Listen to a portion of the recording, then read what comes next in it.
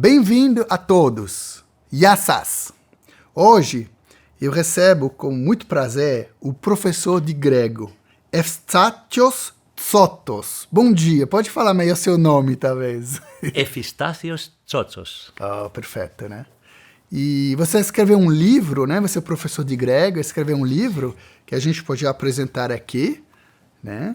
Você quer falar o nome, o título do livro?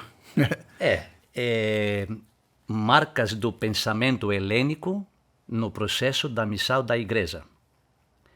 Contribuições sobre as descrições e benefícios da expansão do Evangelho nas nações. Mas é um resumo, isso? Resumo, né? E vamos ver no programa hoje vários aspectos da língua grega, né? Isso porque aí. anotei que outra palavra, né? A influência do pensamento grego no desenvolvimento da igreja é muito importante, que você vai nos mostrar aqui, né? Sim. Antes de entrar bem no livro, eu quero só que você se apresente um pouco, onde você nasceu. Tá. Eu primeiro agradeço, Xavier, pelo convite e também agradeço a todos que vai nos acompanhar. Eu sou da Grécia, na verdade nasci na cidade de Tessalônica. No norte do país, né? No norte do país hoje, da Grécia. E tenho aqui agora no Brasil mais ou menos 12 anos, completo aqui. Ah, tá. Igual eu, aliás, nós chegamos também. Aprendi pouco também no português, a minha fala. Você fala meio que eu acho. A minha língua é grega nesse sentido, mas eu gosto muito do Brasil, segui aqui, estudei aqui, termino doutorado agora sobre teologia, né? Tá. E, aliás, podemos fazer uma pequena publicidade, não recebo dinheiro por isso, né? Mas se é uma pessoa que aprendeu o grego moderno, né? Pode se referir no Brasa, em São Paulo, no centro, o Centro Helênico, como é o... Isso, a coletividade helênica. Aqui. Coletividade helênica. Vai no Google, talvez a gente deixa lá, né? Onde temos ali o departamento de língua, né? Grega, né? moderna, mas também eu dou aula também no COINE, que nós vamos falar, né? Sim. Quem tem interesse para a linguagem mais do bíblico, também temos aula sobre isso. Sou aluno lá, tem aula de sábado, né? Porque sábado. Eu acho que aprender o grego moderno ajuda muito o grego da Bíblia. Isso aí, e a gente conversa mais tarde sobre isso, mas é uma porta de entrada para aprender depois o grego koiné. Vamos falar clássico. sobre a língua, porque tem pouca coisa complicada que as pessoas confundem. Fica como a gente, né? Vai ser interessante. Isso né? aí. Vamos lembrar, o Novo Testamento, 100% escrito em grego, né? Isso aí. Então é a língua do Novo Testamento, né? Isso aí. E então você chegou aqui, você agora faz pesquisa, né? Também. Sim, isso. São Paulo, eu tenho aqui 2 anos agora, completei aqui São Paulo, porque fui convidado, eu trabalho como professor que elaborei um projeto de pesquisa de fontes primárias sobre o grego, chama Estudos Avançados Helênicos, né, da cultura grega, história, língua também, como meu amigo muito também, meu amigo e professor também, do grego, o professor William Quintela, que trabalhamos junto o projeto, na Faculdade Teológica aqui em Perdizes, São Paulo. Entendo, né? E você também trabalha com várias denominações, né? Que seja do mundo evangélico, católico, ortodoxo, né? O nosso projeto é pesquisa em geral. Não tem uma linha no sentido disso, mas é dentro da teologia cristã, né? Sim. Porque nós pesquisamos sobre as fontes primárias daquela época e porque tudo foi escrito em grego lá, né? Você sabe? Sim. Fora do Novo Testamento, a filosofia desenvolveu ali também em outros campos da ciência e temos muitos manuscritos que nós podemos pesquisar, porque também eu estudei paleografia grega. Entendo. Terminei curso e nos interessa muito pesquisar mais manuscritos antigos. Entendo. Agora eu venho nessa pergunta, então por que você escreveu esse livro, né, do Marcas do Pensamento Helênico no processo da missão da igreja? Qual foi o objetivo? Na verdade, desde que comecei a estudar aqui no Brasil, aprendendo primeiro a língua, né, portuguesa, que eu gosto muito. O português gosto muito, é uma língua rica também, difícil, não como o do grego, mas também difícil, que como eu estudo na minha área de teologia, percebi que tem alguma coisa falta dentro no contexto teológico, na bibliografia. Entendo. Temos pouca coisa sobre o período helenístico, que eu conto dentro no livro, entre esse período do Antigo e o Novo Testamento, que como você sabe, né, que todo mundo sabe, que não temos muitas informações. Por exemplo, começa o Antigo Testamento como hebraico e começa o Novo depois com grego. Sim. O que aconteceu? Que muitas pessoas nem percebem o que aconteceu nesse período. Nesse né? período intertestamentário. Isso, mas é muito importante para nós entender o Novo Testamento. Entendo. E, aliás, me parece que nesse momento que aparecem os grandes filósofos gregos, né? Platão, Sócrates, Aristóteles, o Big Three. Isso. Nesse período fundamental na história. O desenvolvimento da cultura grega, helênica, aquele período, e não só da cultura, não só na filosofia, e todos os campos da ciência vêm de lá, esse período. Né? Nós vamos um pouco conversar falar, sobre né? isso. Agora, antes de entrar realmente nessa cultura, né? nessa época, né? Vamos definir alguns termos, né? Senão você pode ficar um pouco perdido, né? Então, eu vou só mencionar e depois trabalhar cada um, né? Helênico, né? A gente já mencionou, um pouquinho difícil para alguns entender. Grego, koine, eu falo de koine, mas tem outra pronúncia, né? A pronúncia é pouco, né? Paideia ou pedeia, né? Que é isso, né? Que é a mesma raiz que é pedagogia, né? Que vem criança, mas... Isso. E querigma, né?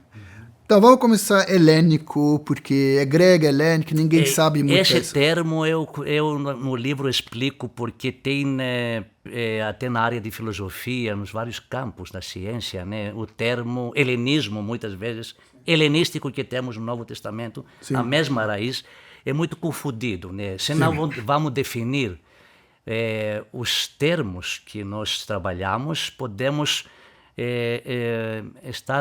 fazer anacronismo. Entendo. Porque helenismo na antiguidade significa, depende do período, significa diferente coisa. Entendeu? Agora, nesse período do helenismo que nós trabalhamos antes do período do Novo Testamento, tem aquela expansão da cultura grega helênica. Helênica porque o nome Grécia na antiguidade era Hellas. Hellas, né? Os romanos passaram o nome gregos, Grécia, para quando conquistaram a Grécia. Entendo. Mas o nome na antiguidade era Hellas e Heleno. Heleno era o cidadão que morava naquele período, não era só o continente na Grécia, Ásia Menor também tinha muitas cidades gregas ali. E a partir do Alexandre o Grande, ali temos a expansão, essa cultura, para todos os lados, principalmente Oriente, na norte da África também, como você sabe que o Alexandre o Magno era um ponto de destaque naquele período, onde a língua, a cultura se difundiu em todos os lados. Então, por exemplo, a gente poderia ser um Helenos em Alexandria. Isso aí. Por exemplo, um judeu, mas que gosta da cultura grega, fala o grego. O sírio e o norte-africano, e também na Mesopotâmia, ali. E era heleno, na verdade, aquele que adotou os costumes da vida. Né? Como hoje adotamos muitos estilos, pode ser norte-americano, europeu. Isso é às vezes é difícil, eu não sou historiador, de ver a história com os olhos de hoje, né? A gente fala de anacronista. Para não hoje fazer quase todo né? mundo tem uma nacionalidade. Eu sei que alguns não tem. Só que nessa época era cidade, estado, era outro. Agora, nesse período, saímos do contexto cidade-estado que existia na antiga Grécia clássica. A cidade-estado de Atenas, de Corinto, de Tebas, e era cidades-estados no sentido fechados. Agora, a partir ali do Alexandre o Grande, surgem as grandes cidades cosmopolitas que chamamos. Né? Entendo. As pessoas sentiam cidadãos do mundo. Mantinha a sua etnia, claro, né? Da origem, temos o grego de origem, temos o judeu de origem, mas é helenista. Temos o sírio, mas é helenista. Temos ali na Mesopotâmia, os antigos babilônios ali, né? Helenistas, porque já difundiu toda a cultura para o Oriente. E também na parte na Itália, também, né? A partir dos romanos. Uma forma de globalização inicial. Isso aí que você falou, a primeira globalização. Né? da época. Agora, rapidinho também, o grego que eu escrevi, koiné, né? O grego popular, mas como se pronuncia koiné em grego? Aqui mais pronunciamos koiné. Koiné. Né? Koiné. É a língua grega, dialeto é koiné. E a pronúncia em grego é kini. Kini. Kini, helenistiki alessandrina, né? Porque é no período alessandrino que foi que desenvolveu o idioma grego, o clássico, se desenvolveu como kini, que significa comum, vulgar, né? Uma simplificação da língua clássica. Isso né? aí, isso aí, exato. Depois pode também falar de novo sobre, porque é fundamental, porque a Bíblia foi escrita nessa língua. Isso. Né? Agora, em paralelo, Novo Testamento, né? Em paralelo, claro, né? Quando surge agora os livros do Novo Testamento, o período do cristianismo ali, temos a língua falada eukoine, né? Kini, e a simplicidade, que foi escrito o Evangelho, mas temos também o renascimento e a volta para o clássico, o ático, né? Você sabe, né? Que escreveram os grandes filósofos ali. Temos o renascimento e, em paralelo, os dois dialetos, idiomas, né? A mesma língua, né? Como hoje poderíamos dizer, o coloquial português e o acadêmico, nessa parte. E uma coisa que eu acho interessante, por exemplo, na Itália, um país que eles valorizam ainda muito as línguas clássicas, né? O latino, o grego, mas eles aprendem o grego clássico, né? Isso aí. O grego clássico. Que é mais difícil, né? Que é mais na verdade, é a mesma língua, a estrutura é a mesma, para não falar não diferente língua, né? É a mesma língua como é o latim, que se desenvolveu depois, né?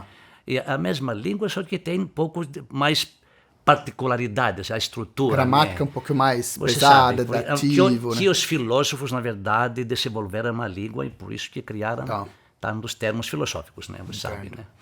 E outra palavra, eu não sei como pronunciar, paideia. Paideia em português agora, paideia, né? Paideia. Mas no grego a pronúncia mais é pedia.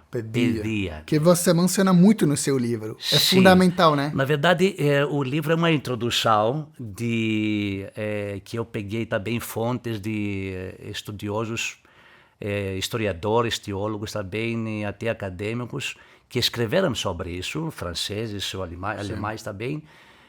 Um livro que me influenciou muito para paideia é o livro do Werber Zenger, né? Werber Zenger, que eu menciono ele dentro, que ele escreveu um volume enorme sobre paideia grega. Não podemos hoje definir o que era, né? Poderíamos definir no sentido uma educação desde criança, por isso que paide é a criança, né? Na verdade. Os valores... Pediatra, né? Em português, vem a palavra pediatra, que é o médico das crianças, literalmente. Isso aí, literalmente. Paidi era a criança. E por isso era a educação, o começo é a educação da criança, mas não na formação acadêmica, né? A formação como ser humano, entendeu? Ser humano, valores né? de vida. Isso começa, né?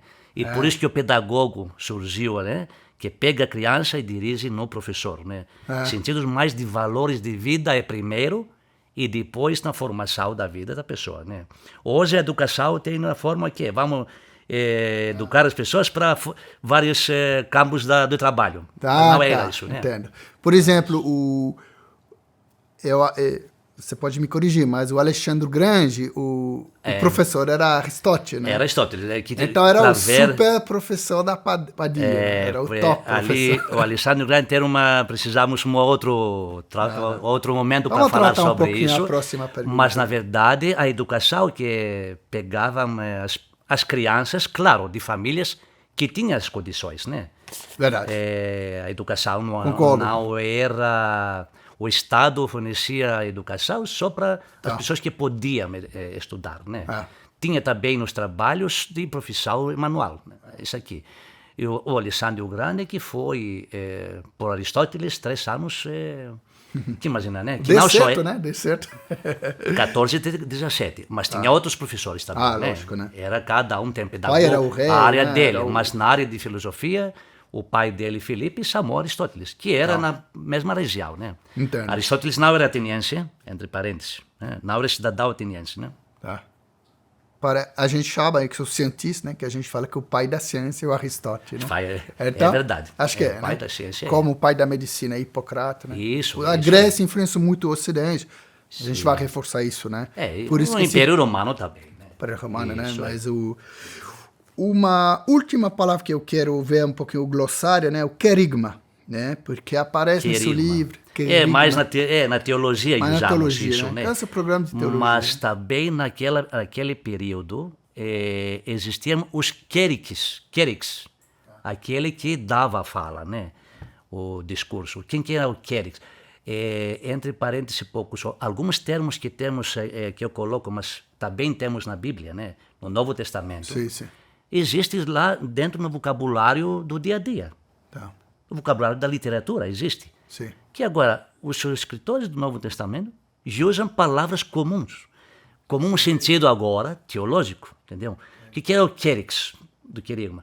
Era o representante do imperador para anunciar um decreto, uma lei. Entendo. Nas praças. Não tinha aquela época, sabe, nem televisão, nem uma coisa. O anunciador chegava na praça proclamação, pública, né? Proclamava o decreto do imperador, uma lei da cidade. Era o querix, o pregador no sentido que foi depois. Entendo. E o querigma era essa proclamação que a pessoa fazia nos cidadãos da cidade. E na teologia virou um pouquinho uma evangelização. Virou isso, consegue ali evangelizar. O anúncio da palavra anúncio da palavra. Entendeu? Tá certo. E também na pregação tem a ver uma evangelização para as pessoas. Né? Anunciar o evangelho de Cristo. Né? Entendo. Seria isso, né? Vamos falar um pouquinho de filosofia, só um pouquinho, porque a gente poderia fazer programa enorme. Né? Enorme, filosofia não acaba. Né? Costuma-se dizer que os gregos inventaram a filosofia ao criar a razão, né, o logos. Né? A gente tratou num programa aqui sobre o prólogo de João, que é muito claro. Com o tempo, os mitos deram lugar ao logos, né? O mito e os logos com Aristóteles, né? Quer comentar um pouquinho isso? Você concorda nessa ideia que tinha muito mitos, né? E depois com Aristóteles, a filosofia, como Tales, né? Entra mais lógica, mais racionalidade. Por isso que eu falei, precisa definir sempre os termos, né? Mitologia, quando chamamos mitologia, mito significa narração, conta de história, né? Entendo. Não é algo que não existia, só que não temos nada escrito. Entendo. Pré-história é mitologia, na verdade, né? Por isso que falamos mitos. A pessoa conta mitos, o que é? Um núcleo verdadeiro, mas através de uma história que eu crio. Tá. Por isso, agora, em períodos remotos que não temos ali alguma coisa escrita. E quando começaram a escrever, né, os primeiros historiadores, que temos Heródoto, Homero Hesíodo na Grécia, que é os pais, né, no sentido da história grega, no sentido que temos escrito ali. Porque era oralmente tudo, né? Entendo. Ali. E agora, o logos tem a ver, a palavra logos é como polissímica, né? Como chama? Vocês falam, tem uma palavra...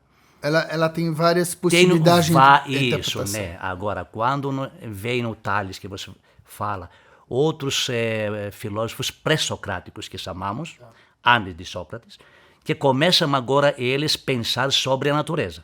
Entendo. Como surgem as coisas da natureza. Temos Tales, temos Anaximandro. Eles através da razão, lançam os primeiros sementes, né? Sobre o universo, sobre a natureza. É por isso que eles são chamados fisiólogos. Fisiólogo significa conhecer a natureza. Sim. A partir de Sócrates temos conhecer o ser humano. Entendo. Essa é a diferença que temos, né? Antes de Sócrates, os filósofos, pensadores no sentido... Porque filósofo, quando falamos filosofia, também o termo precisa pouco definir, né? É aquele que ama a sabedoria. A sabedoria no sentido, a busca.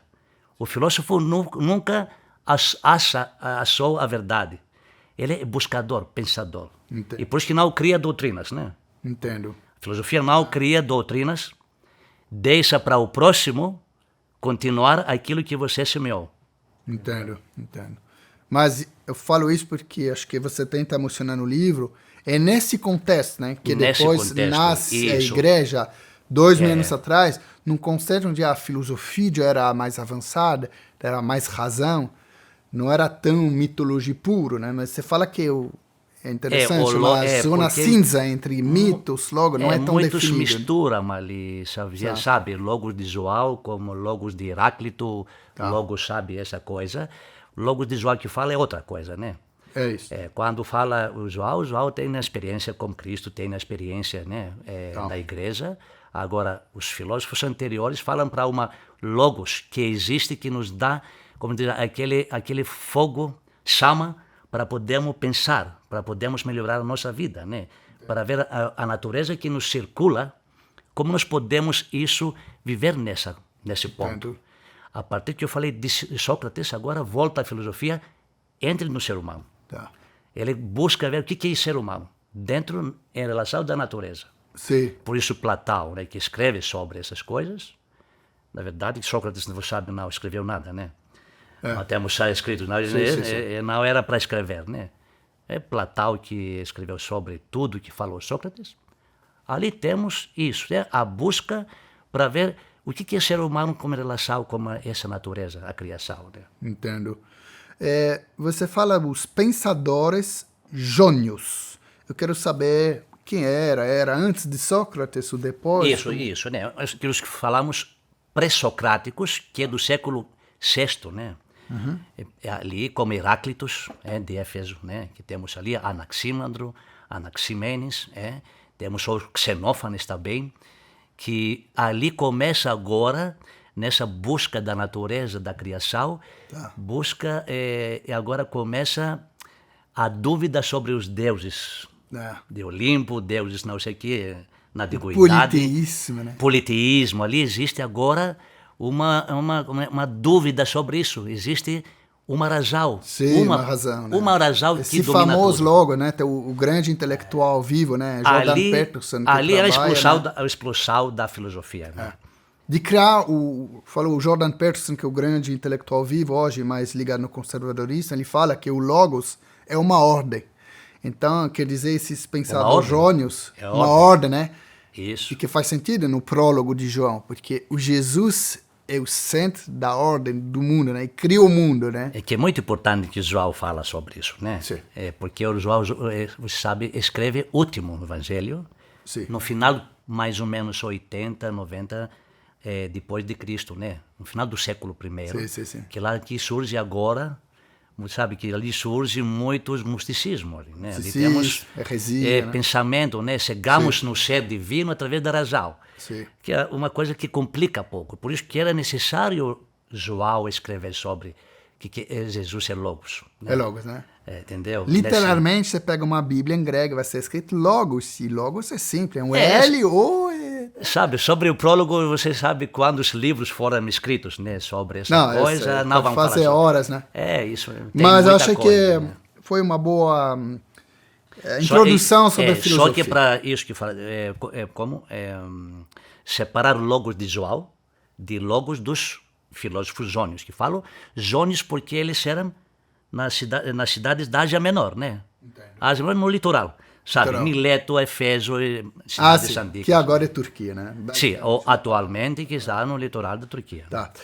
Agora vamos continuar um pouquinho com a forte influência da Grécia no mundo. Eu acho que começou a dar muito influência na Grécia no mundo foi o Alexandre o Grande. Você concorda ou você acha que é uma simplificação?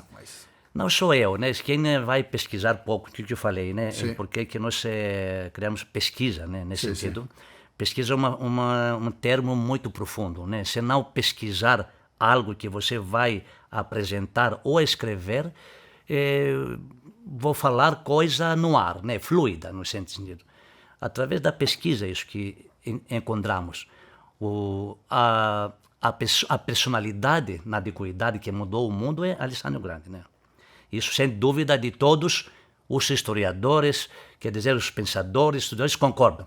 Ninguém que não é. Agora, sobre a personalidade, como ele era, não sei o que matou, era conquistador, é outra coisa ali. Mas aquele que mudou o mundo antigo era a partir do Alessandro Grande. Sim. Isso. Que não falo porque temos fontes naquela época, mas porque o Alessandro vive nos povos atuais. Ali no Oriente, onde chegou. Até na Índia, né? Até na Índia. Até na Tem uma Índia. famosa cidade no Egito que se chama Alessandria. Alessandria, que ele, na verdade, fundou mais de uma cidade, né? Alessandria do Egito era o centro que foi desenvolvido, o centro cultural da época, né? Sim. Mas Plutarco, né, o historiador Plutarco Antigo, escreve mais ou menos que ele 70 cidades de Alessandria. Alessandria. Cidades como sistema helênico, grego, né? Nesse sentido. Como administrativa, política, como teatro, tudo. E por isso que eu falei que até hoje, em povos ali remotos, Paquistão, Afeganistão, Tajiquistão, aqueles países onde chegou ali, o Alessandro está vivo lá, né? No sentido na culturas locais. E uma coisa que eu acho interessante, a gente vai falar no outro programa que estou preparando. É isso. Na cidade de Alexandria, tinha muito judeu, né? Sim. E eles fizeram uma tradução... Não tinha, ele trouxe ali. Mas a 70, a tradução em grego do Antigo Testamento. Isso, né? Isso. Agora, isso talvez você queira comentar um pouquinho, porque é importante, né? Porque o Antigo Testamento também estava em grego, não só o Novo Testamento, uma tradução, né? Olha, a cidade de Alessandria, como nós falamos sobre, como pegamos a ordem da filosofia pré-socrática, sobre filosofia, sobre Alessandro Grande, sobre o globalismo, né? O primeiro globalismo, a língua, cultura, a cidade Alessandria, que era o centro de destaque da antiguidade, onde foram criada toda a ciência que temos hoje, a fundação é lá. Tem uma biblioteca, né? Eu tinha uma biblioteca famosa. Fora da biblioteca, não tinha só uma, né? Tinha várias bibliotecas, tinha grade, né? Que não era biblioteca como a forma atual. Por exemplo, São Paulo, vamos ver, na outra forma, era museu não no sentido museu de hoje, que você vai ver algumas descobertas, obsoletos, era laboratórios de cientistas. Entendo. Ali foram pesquisas, laboratórios de qualquer coisa, de medicina, arquitetura, astronomia, de todo o mundo da época. Chegavam, como dizer, cientistas ou filósofos para trabalhar lá. Que os reis Ptolomeus que era lá, pagavam tudo sobre essa pesquisa, no sentido, poderia ser uma USP da época. E lá agora, a gente tinha muito judeu que nem sabia muito bem o hebreu, então eles falavam, vamos traduzir em grego a Bíblia, assim, você pode ler. Agora, só para explicar para isso, né, também, os judeus já estão bem espalhados, né? Desde o período de persas ali, babilônios, em todo o Mediterrâneo, grandes comunidades, sinagogas lá, e Alessandria, por causa que Alessandria abriu a porta para todos os povos, também chegaram muitos judeus também lá, tinha comunidade muito grande. Se não me engano, o filho, o Josefo, né, dos judeus, fala mais ou menos 100 mil, eram inteiros bairros ali, né? E o hebraico agora, sobre o hebraico, não era falado nem dos próprios judeus da diáspora. Era falado sobre na sinagoga. Entendo. O responsável, o líder da sinagoga, que lia o texto no hebraico, as pessoas não entendiam ninguém lá, porque todo mundo falava aramaico. Que o aramaico é um dialeto, né? Não é hebraico, é dialeto. É do persa, né? Isso, era nos persas, né? Que era o aramaico diferente de dialeto de cada lugar. O aramaico sírio, o aramaico palestino, sabe, né? Mesopotâmio, enfim.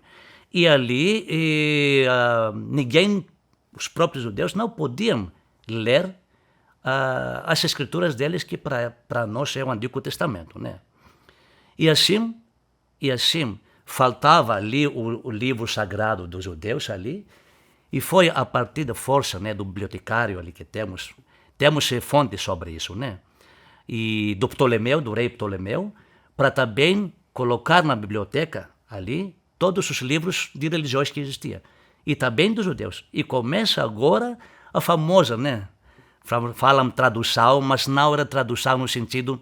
Tradução era uma interpretação, né? Entendo, Entendeu? Não literal. Você tem não muita algo crítica, literal. né? Alguns livros parecem mal traduzidos, né? Que eles falam a respeito. Né? Não faziam traduções literais. Tá. Por isso, foi não tinha tradução.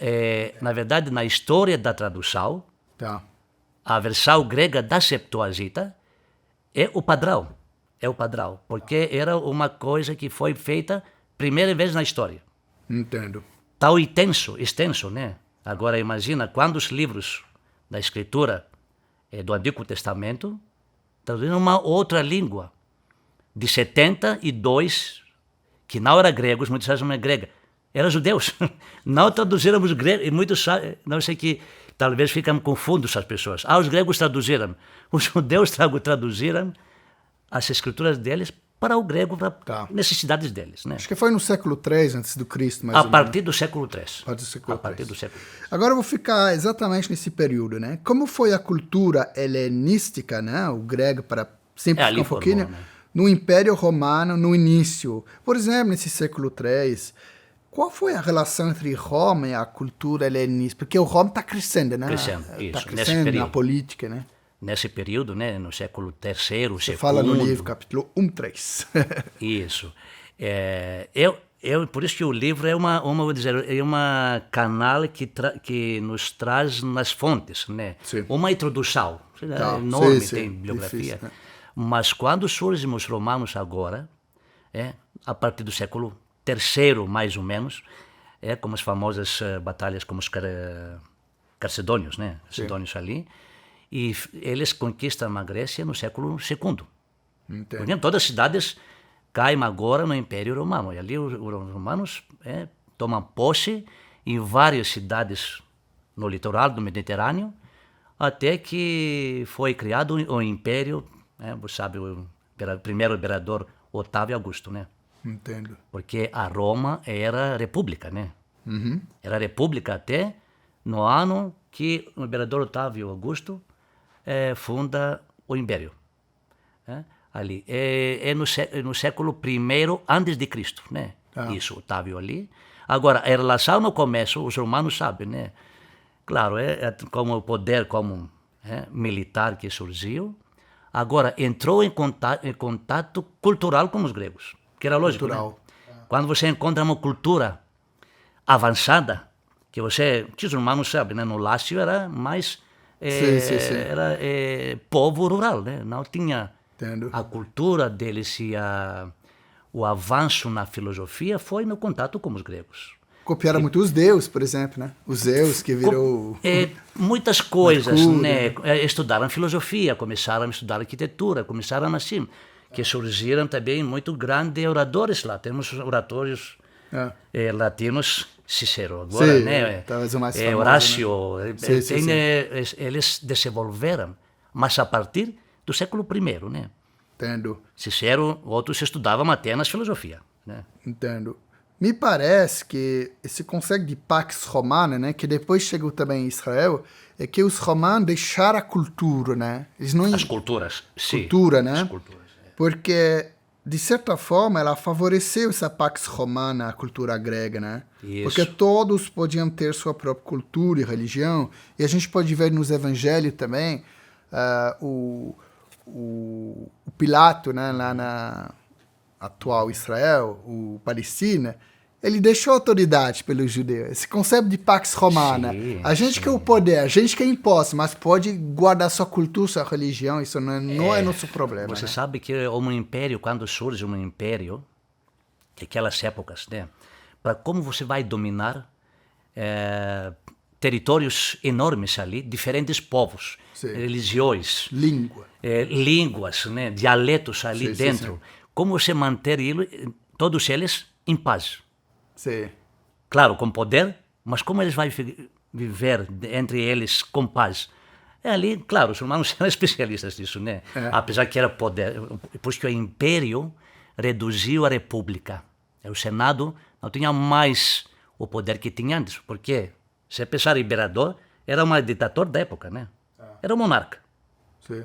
E um deus também, Ele né? era Deus também. O senhor Quírios. Isso, o senhor Quírios. Era Deus. Meu Deus. E por isso que precisava venerar, primeiro sacrificar nos templos sobre o imperador, né? Kyrios é uma palavra interessante, né? Isso, Porque vem do grego, né? Você quer precisar... Senhor, né? no sentido, o Senhor que tinha direito na tua vida e na tua salvação, né? Quase pena de morte, eu falo Isso de aí. Kyrios, o Jesus, né? Mas é meu Senhor, né? Lembra ali na arena, na Colosseum, né? Nas batalhas entre os... ali. Se o imperador fazia... Viver. Sabe a famosa frase ali. Como a Pax Romana, nesse sentido, como dizer, serviu para o cristianismo se desenvolver, né? Exatamente. Deu essa liberdade, né? De crescer. No começo, né? No começo, porque os romanos davam essa liberdade para a pessoa. Você cultuar os teus deuses, mas primeiro você vai venerar o imperador.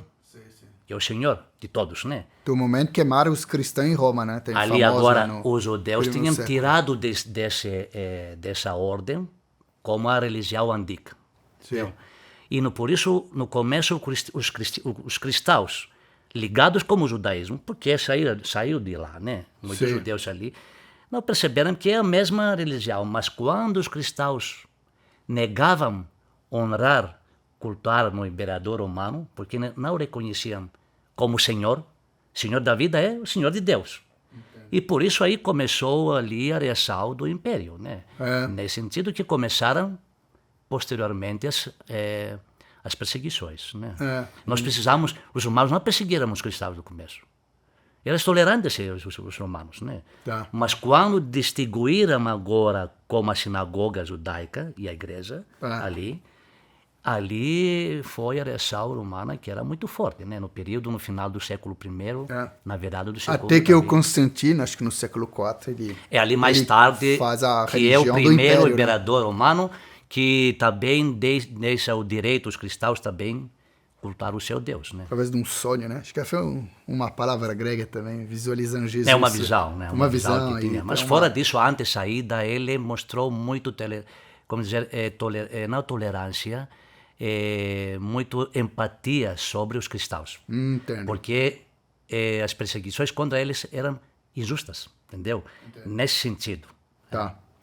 Agora uma pergunta talvez um pouquinho mais polêmica, não sei. É verdade que Jesus não falava grego, mas aramaico? A gente falou que é uma língua basicamente da Pérsia.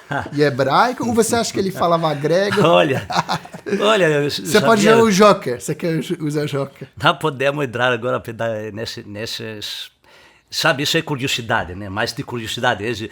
Eu até ouvir, isso eu ouvi, sabe, poucos anos atrás, quando o Papa, acho que anterior, foi para Jerusalém, tinha encontro ali com o primeiro-ministro israelense, que o primeiro-ministro falou para o Papa, eu li isso, porque era muito curioso, né? Que ele falou para o Papa que o senhor acha, Jesus falava grego ou latim, essa coisa, né? Muito curioso. Isso sabia só para curiosidade, né? Olha, mas como Deus, né? Como Deus sabia todos os corações, né? Mas agora, como ser humano, como nós, claro, ele cresceu na Galileia, que era falado aramaico. Era aramaico, né? É de família, judia, ali também, mas não esquecemos ali na parte de Galileia, que a partir, lembra esse período helenístico que eu falei, essa fundação de muitas cidades, não só no Oriente Extremo ali, mas na própria Palestina, Judeia, Galileia, foram cidades formadas gregas, né? No Decápolis, estilo. Né? Decápolis era ao lado, com 10 cidades, que por isso cidades ali, mas na própria, ali na Galileia, ao redor ali, tinha cidades gregas também. 8 quilômetros de Nazaré, que era a capital grega ali, que é administrativa. Interessante. 8 quilômetros, né? Entendo. Agora, e também através dos negócios que as pessoas tinham, muitas pessoas não conhecem hoje que era muito população, era bilíngues. Como hoje. Na Europa, se você vai na Europa, viu como é, né? Bilíngues.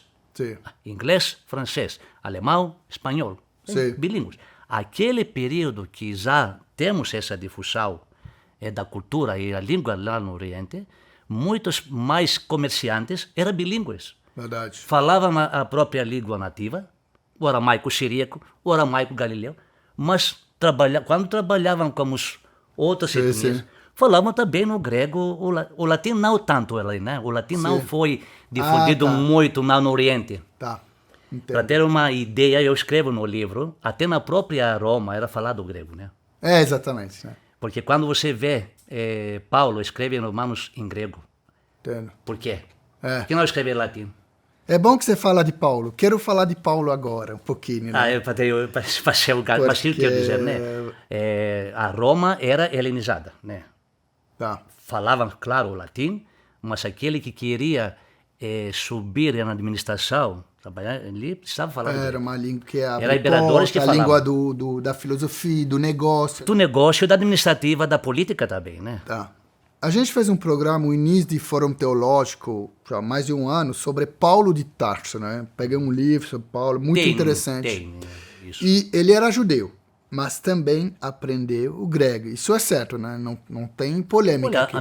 Ele sabia o grego, né? E por isso que eu falei pesquisa. Quem vai pesquisar as fontes antigas, Tarsus superou Atenas no período primeiro século.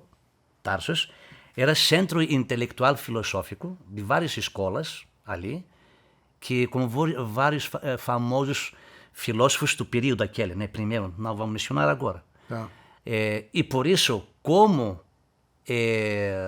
crescendo, a criança pegava fora de qualquer etnia ele tinha, pegava mais a cultura grega, aprendia o grego, né? Era um judeu helenizante perfeito, né? Como era um sírio, como era uma... Né? Outros também, né? Era como falamos, helenista. No sentido da cultura, né? Tá. Nesse sentido. Que ele, claro, né, mantinha a sua religião. Nós vimos ali, muito rigoroso fariseu, ele fala, né? Ali ele próprio, como ela. Mas ele é helenista. Como aquele espírito aberto. Helenista significava espírito aberto, intelecto aberto, né? Muito intelectual. A pessoa que né? não cria fechamento nacional, racial e outra coisa, né? Verdade. Para chegar a Paulo que falar não existe nenhuma diferença, nem grego, nem judeu, nem bárbaro, nem pobre, nem rico. É o intelecto mais aberto, porque a filosofia deixa isso. Não cria, que eu falei, fechamento, não fecha, não cria dogma. Entendeu? Isso é muito importante para aquela época, como se desenvolveu o cristianismo. Porque a pessoa queria ouvir. Sabe que tinha pessoas que participavam no culto da religião deles e participavam também nos cultos da igreja, para ouvir o que eles trazem. Não era proibido, né? Nesse sentido. E ele escreveu um terço, né, do Novo Testamento, e achei interessante, porque ainda tem livro, Coríntios, Tessalonicenses, Filipenses ali. Uma coisa importante, né? Quando ele escreve para Coríntios, ele não fica em Corinto, porque é uma carta, ele fica talvez em Éfeso, né? Mas ele viajou muito pela Grécia atual, a Turquia atual, Galatas, né? Muitas vezes, porque lembra que até muitos estudiosos sobre isso, ele era um estrategista, né? Que viu que usa o quê? Literatura grega, né? As cartas. A carta era um estilo literário grego. Entendo. E a fala como ele escreve. Ele tinha a educação como pode escrever uma carta com uma forma, e cada cidade viu diferente. Ele possui muito bem nas técnicas literárias da época. Apesar que não escreve como não é filósofo, até muitas vezes vai contra sobre o intelecto, né? Mas ele que fala, né? Quero atrair não pela palavra, a força da palavra, mas a força da palavra de Deus, né? Nesse sentido. Entendo. Ele educado, mas não queria apresentar filosofia, ele queria apresentar Cristo.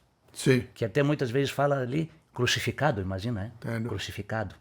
Que era escândalo, né? Que era ali que passava. Mas eu gosto dessa palavra estratégia, no bom sentido, né? Sim. Porque ele foi nas sinagogas, né? Porque ele falava hebreu. Primeiro mas também sempre com essa ideia de usar a língua grega, né? Porque era, como você falou, ela falava muito no Império Romano, né? no mundo. E as cidades que eu também, no livro que você leu, e as cidades, quase a maioria das cidades no Império Romano, tinha uma sinagoga. Quando chega a Tessalônica, vai na sinagoga. Sim. Quando chega ali a Atenas, também tinha sinagoga. Em Corinto, mesma coisa. Porque que ali falávamos o quê? Era o grego. Não falávamos nem aramaico, eram judeus helenizados. Viviam isso, né? nas cidades gregas. Tá. Imagina agora um brasileiro que vai aos Estados Unidos que fala português. Vai aprender o quê? Vai aprender o inglês. É. Mas ele é brasileiro, né? As pessoas lá falavam grego e ele falava para eles ali Cristo através no grego. Tá. Qual Bíblia eles liam? A Septuaginta. Eita. É isso, Então, né? chegamos ali, viu? Que quanto importante era essa tradução no grego para poder difundir dentro das cidades, ali primeiro na sinagoga e depois vai, claro, nos cidadãos gregos, romanos que existia. Corinto, né, que era a sede no sul da Grécia, Sim. era Corinto, que era o cônsul romano, e as duas partes que os romanos dividiram na Grécia, a Tessalônica era a segunda, né? Entendo. Que até cônsul também lá. Tá. Né?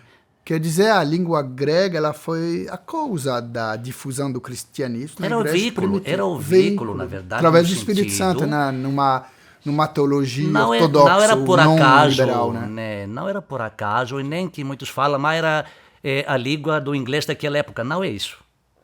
Porque a língua grega... Língua franca. Para você, Língua você me franca. falou, preparando a emissão, que a língua grega ela não só traz uma língua, ela traz uma cultura, uma filosofia, isso aí, uma isso aí, educação. que poderia... Isso que é a diferença como o inglês de hoje, que seria uma língua...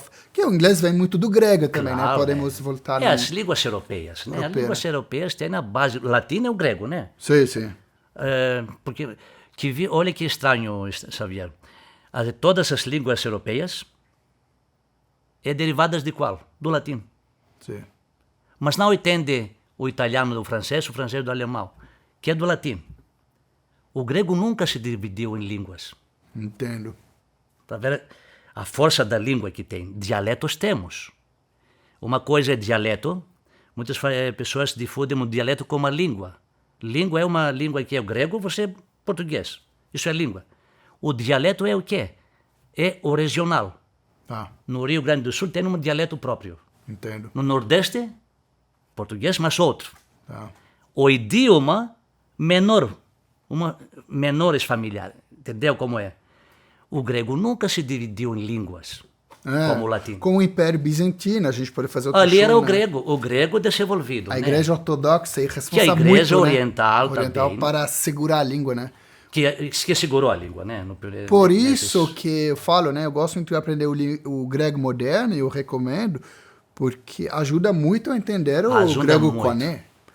E até talvez o clássico. Isso eu não conheço muito bem. O grego Olha, clássico. isso que você falou é muito bom, porque muitos vou aprender o koiné para ler a Bíblia. Na verdade, vai pular 2000 anos, chegar lá. Mas você vai daqui para trás agora, que como fazem para você, sabendo o grego hoje, vai ler mais escritos 100 anos atrás, é a mesma língua. Porque você conhece isso, vai para trás. Fica familiarizado, você vai e volta mais atrás, que chega no koiné, para você é muito mais fácil isso. E até que a pronúncia, a gente se perdeu um pouco com a pronúncia através da pronúncia do Erasmus, né? Mas hoje a gente pensa que a pronúncia do grego moderno seria mais parecido do grego mais antigo próximo que disso. do Erasmus, né? Por Porque ali exemplo, temos o mudanças. E, ele vira o I, né? No grego moderno, né? Tem bastante confusão, outro estava vendo. É não? uma língua artificial, não é língua erasmiana que falamos, né? Dialeto erasmiano, a pronúncia erasmiana. Erasmiana. É artificial, né? Que pouco incomoda muito no conhecimento do grego. Entendo. Eu quero ainda fazer uma pergunta sobre a cidade de Antioquia, né? Como lemos em Atos 11, 26, né? Onde os discípulos foram chamados de cristãos pela primeira vez, né?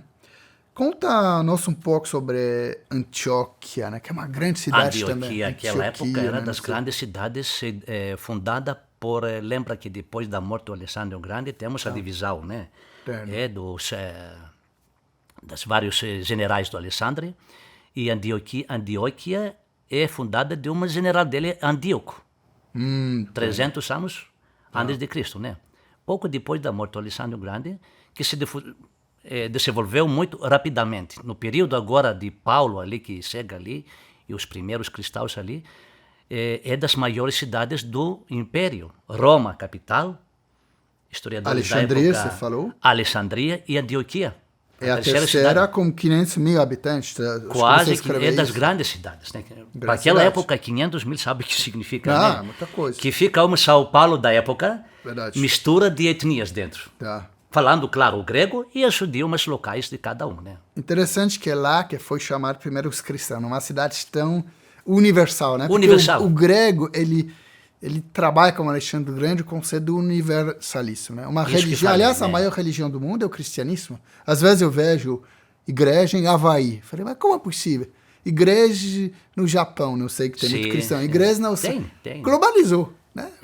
E acho que o grego ajudou muito na globalização. Porque a mensagem do cristão, né? A mensagem do evangelho era universal. Sim. Não era para um povo, para uma casta fechada assim. Jesus fala, Jerusalém, até judeu, Samaria, depois vai para a Grécia. Que isso que começou, né? Que isso que começou, que Antioquia era o primeiro centro multiétnico, onde cria uma igreja que, olha impressionante, que diferentes etnias ali, gregos, sírios, judeus, cipriotas e outros também ali, foram uma igreja comum, com as diferenças deles, mas creem em um único Deus, Cristo, claro, conflitos existiam, né?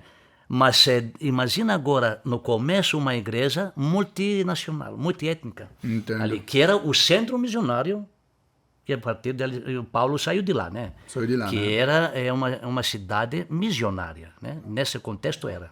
Agora ficar no sul da Turquia, não tem, né? Mas tudo bem, né? Sim, agora deve faz ser uma parte cidade da pequena, Turquia, né? Hoje em dia não é tão impotente, né? Não, perdeu, por causa que depois do Império, sabe, no Império Otomano, é complicado, muita coisa. Agora, explica-nos, para quase terminar o programa, o que é a grande comissão, né? E o papel do grego nessa grande comissão, que escreve aqui não é tão simples para me entender, eu preciso de sua explicação. Muitos na teologia usam, né, a grande comissão que Jesus deixou para os seus discípulos, né? Lembra aí no final do Evangelho de Mateus que fala, acho que tem o Marcos também, Lucas também, se não me engano, e ali que dá essa grande, no sentido comissão, e que é responsabilidade no sentido dos discípulos. Porque, vai fazer discípulo, vai batizar. Não ficam fechados ao redor de mim. Lembra que quando era para... Nas últimas palavras em João, no Evangelho de João fala muito, quando falou Jesus, acho que 4, 5 capítulos fala que eu vou sair, precisa ir no Pai, quando chegar o Espírito Santo, vai estar. Os discípulos serão perdidos. Onde vai perder o chão baixo do pé, né?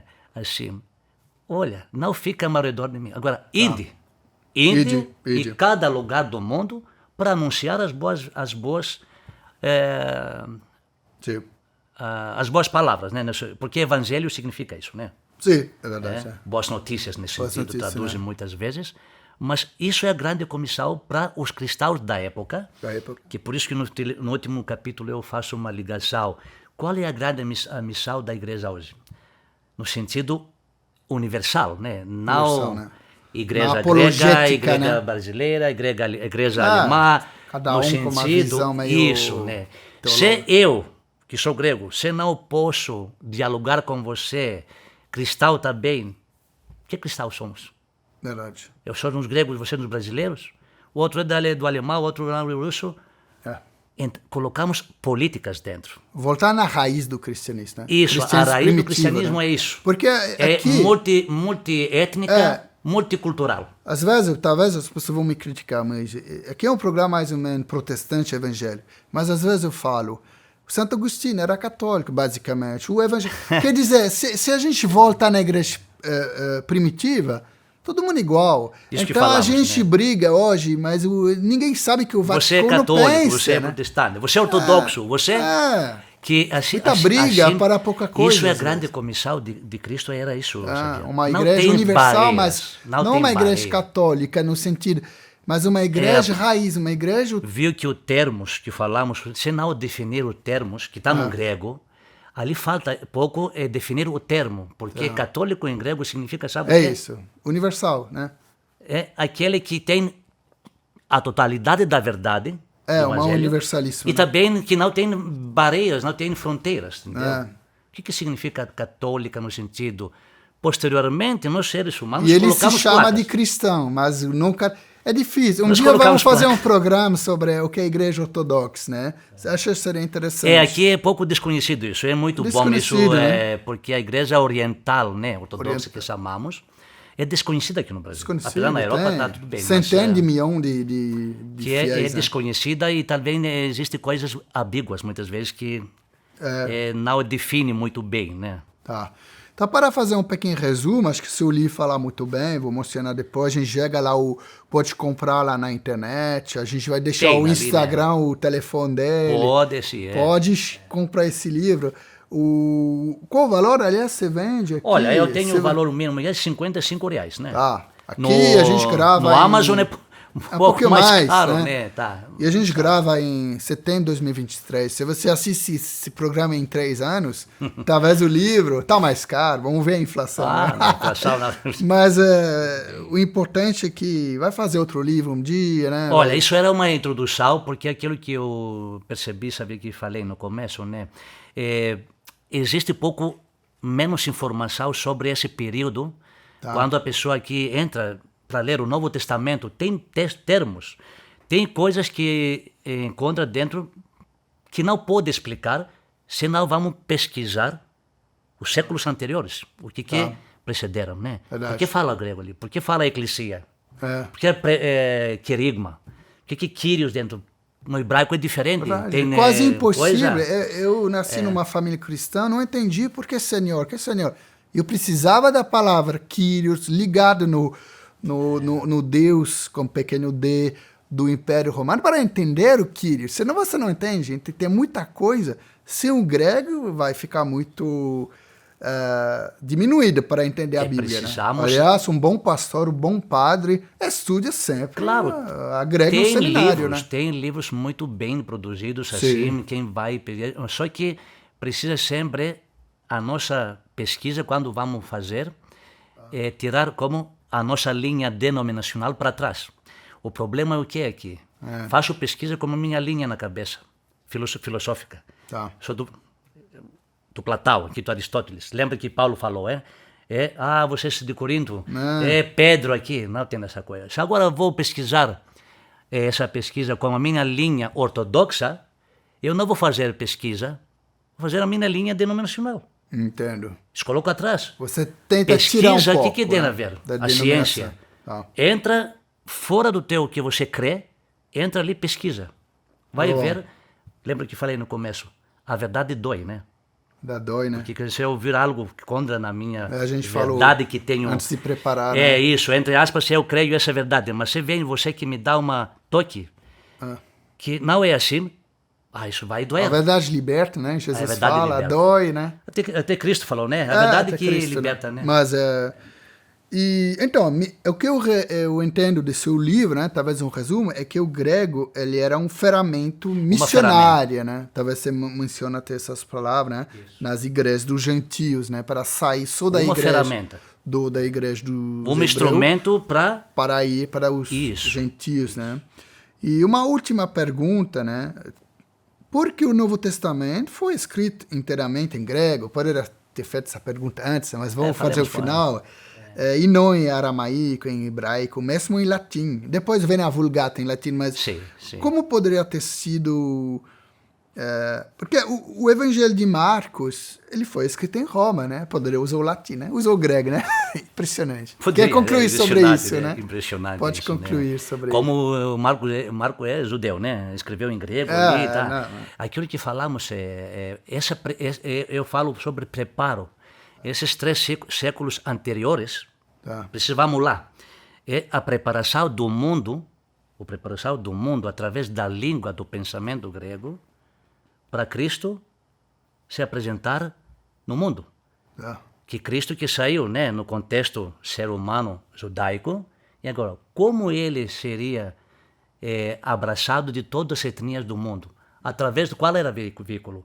Não era o aramaico. Não teria outra escolha. Não tinha outra escolha. Deus, na sabedoria dele, né? Deus escolheu essa língua, esse pensamento.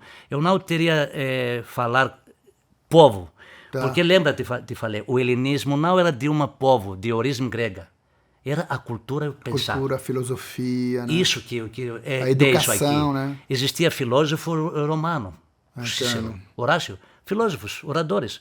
Mas eles estudaram grego. Eles entraram no contexto grego para eles que foram melhorados, né? Os romanos foram muito bem, não imitadores só, mas criaram a sua própria cultura.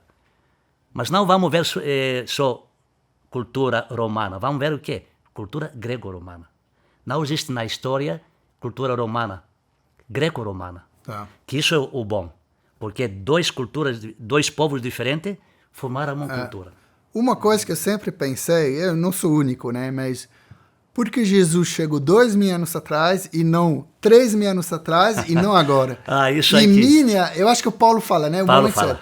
Porque acho muito interessante. Ele chegou uma vez que todos esses filósofos fez o trabalho para chegar nesse logos. Também eu penso, se eles chegarem em 2023 com tanta vídeo, talvez não funcionaria. Eu acho que foi o momento perfeito, aqui, né? Eu não sei, né? Na verdade, é aquilo que Paulo falou, aqui em Gálatas, lembra? Gálatas, né? Quando chegou a plenitude do tempo. Sabe, a palavra grega é muito profunda, né? Pode falar. Pleroma. Pleno, algo que ficou pleno, no sentido.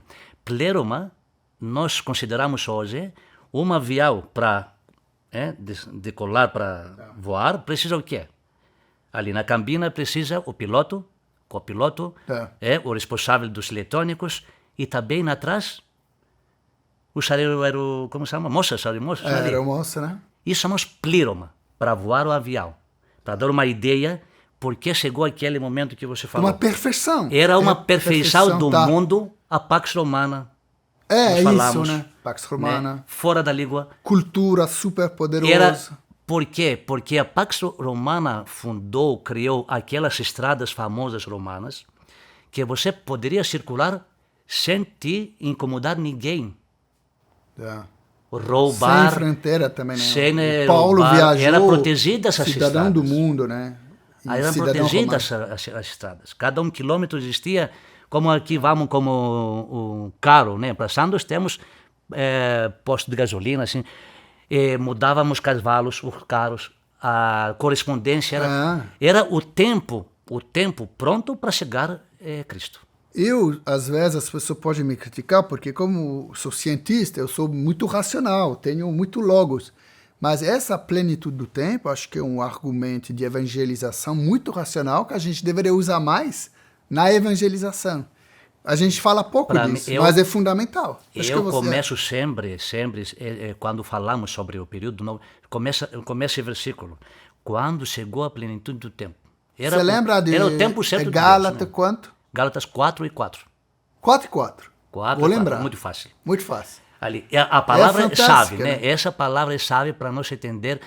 Na apologética é fantástica. E muitos contra do cristianismo naquela época, até hoje, né? Sabe, né? Que ainda se questiona, mas como uma heresia do judaísmo, porque era heresia, né? Nesse sentido, dominou todo mundo. Sem espada, como? Quem pode explicar isso? Gálatas é um livro fundamental. Depois os cristãos acabaram com a civilização, a Alexandria, assim, depois nós mataram todo mundo, gentios, assim, coisa, tudo bem. Mas como é possível? Se não era a plenitude do tempo de Deus? Não, lógico, não. Crescer a igreja. Você não pode chegar à primeira religião do mundo por acaso. Eu não acredito nisso. Não existe Gálatas é o primeiro livro, né, que Paulo escreveu, eu acho, né? Eu estou me enganando. Não, acho que não. Tem aqui uma discussão. A primeira é considerada a primeira Tessalonicenses, né? A primeira. Gálatas é pouco depois. Tem estudiosos que falam um pouco ali, mas ao redor de 50, né? Ao redor dos 50. Lá que ele conta, né? Essa transformação também do que era fariseu, né? Isso. E depois ele, me parece que também ele, na primeira parte, antes da conversão de Damasco, ele era mais judeu, né? Claro, mas ele era fariseu. Judeu, mas sabia de grego, mas não era... E depois ele virou mais no essa sentido... cultura helenizante. Não, talvez. muitos Você acha que não? confundem na coisa. Antes da conversão dele no cristianismo, éramos judeu helenizante. Já era, ok. Claro, ele estudou essa coisa, né? Não significa que não sabia o grego, né? Depois se tornou o quê? Lembra ali, também fala ali em 2 Coríntios. Ele abandonou tudo o anterior, a vida anterior. Tá. Que ele se tornou o quê? Seguidor de Cristo. Para Seguidor. ele, Então. agora não tem para ele nem noção se era judeu, grego, é assim. Tá. Agora Tudo vira ferramenta, mas o que importa aquilo é Cristo. É Cristo. Ali que muda, né? Aqui que isso que... Por exemplo, eu antes de conhecer Cristo nesse sentido, grego, história, assim. Agora, eu sou cristão, abandonei a minha cultura, etnia, continuo grego, continuo estudando. Ele era a minha história, mas sou filho de Deus, filho de Cristo, nesse sentido agora, né? Entendo. Acho que foi uma conclusão muito linda, né? Parabéns. Muito obrigado, Xavier, pelo convite. Vamos lembrar uma última vez o livro e depois ele vai fazer um tchau-tchau em grego. Assim, quem sabe, se tem uma pessoa que assiste, né? O livro aqui vai ser mencionado lá embaixo, pode comprar na internet, vamos deixar o telefone dele. Livro muito bom, eu recomendo. Eu me apaixono pela cultura grega, então eu recomendo vivamente esse livro. Quer concluir, falar um tchau-tchau, adio em grego, acho que yassas. Olha, eu agradeço pela essa tentativa que você fazer, Xavier, porque falta essas informações não só minha, né, ou de teologia, filosofia, essa coisa, pouco definir alguns termos que está pouco ambiguidade aqui, agradeço muito, e vou agora despedir as pessoas com palavra grega, como tchau, assim? Você fala talvez Ok, vamos falar um pouco em grego moderno aqui. Γεια σας. Ευχαριστόπολη. Traduz, Xavier. Tchau. Ευχαριστόπολη. Muito obrigado. Isso, muito obrigado. Aluno muito bem. Vamos falar uma última. A gente se vê na Grécia um dia, como seria? A gente se vê na Grécia um dia, né? Pode. Tikanis. E um dia lá na Grécia a gente pode... Sim, claro, né? Não sei como isso... Não, tudo bem. Você quer aprender o grego, vá lá nesse centro que a gente falou, no Brasa, em São Paulo, tem online também. No Brasa, isso, coletividade helênica, temos também online. Coletividade helênica, vai achar no Google. Isso. Bom, yassas, adio, tchau, tchau, Yassas. au revoir. Tchau, tchau.